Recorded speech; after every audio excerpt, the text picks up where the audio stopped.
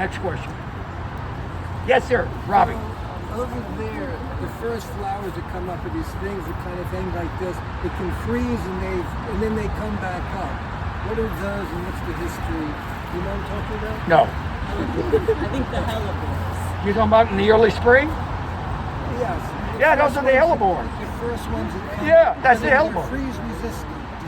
Yes, the hellebores. Yes. Next. So you said these are crepe myrtles and those big trees are crepe myrtles. Yes. Would these get as big as those and you wouldn't chop them down? Or are these No. It's a different variety. different variety? The nice thing about crepe myrtle is the reason you can cut it to the ground is it blooms on new wood. Does anybody know what that means? Yeah. Blooming on new wood simply means that the flowers are set in the stem the same year that the stem is created. So, for example, annuals, right? Right. You put a plant in the ground, it blooms all summer long because it's continuing to bloom on the plant that it produced, the stems and the base, the roots, all that is producing flowers right in your eyes.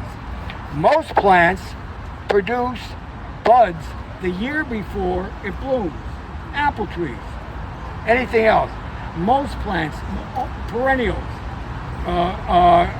even though it dies to the ground, in the base of the plant, the core of the flower is already there. That's going to come up the next year. But shrubs, all of them, you see the big fat bud on the tree that comes out the next year. One of the problems with hydrangeas is that nature has caused it to have one serious defect. The more beautiful the plant, the more serious the defect. And the defect with hydrangeas is this. They are very sensitive to warmth, which means that if we have an Indian summer for just 3 days, the buds of the hydrangea that would form to form the flower for that spring start to swell with water. Then boom, drops to 20 degrees at night, the bud freezes, no more flowers. Many of these hydrangeas that you see here bloom on new wood, and so we don't have that problem with them at all. And many of them, which are called mountain hydrangeas, which are the ones that are across there, because they come from a colder climate, their buds don't have that deficit of warming up so fast, but the real stuff that you see in the greenhouses. Now, I still work with them, and if you look carefully, you would see there are gaps in the hydrangeas where you see plants and no flowers. That's because the buds died. Oh, there's one thing I didn't tell you that gives you an idea of how we work here. Well, you just looked over the wall before and you saw those beautiful plantings. Those plantings are there only since 2016. That whole area was planted by me in 2005 and looked exactly like what you see down there. In 2013, the wall collapsed and that whole area was full of stone. Now that was a disaster, right? Wrong. It was great. Why was it great?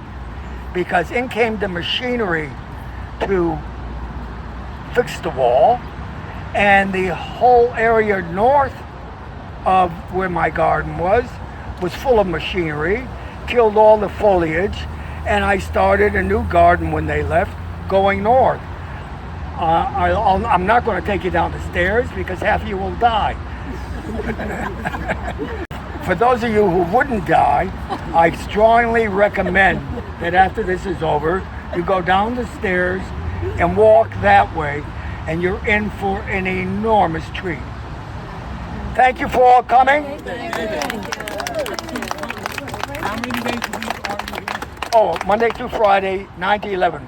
Happy to see any of I just want to you. make one comment.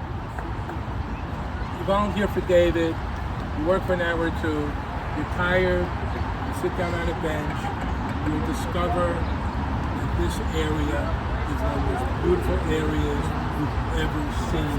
All of a sudden you see things because you have the time. That's very nice of to you. create, and it is truly amazing.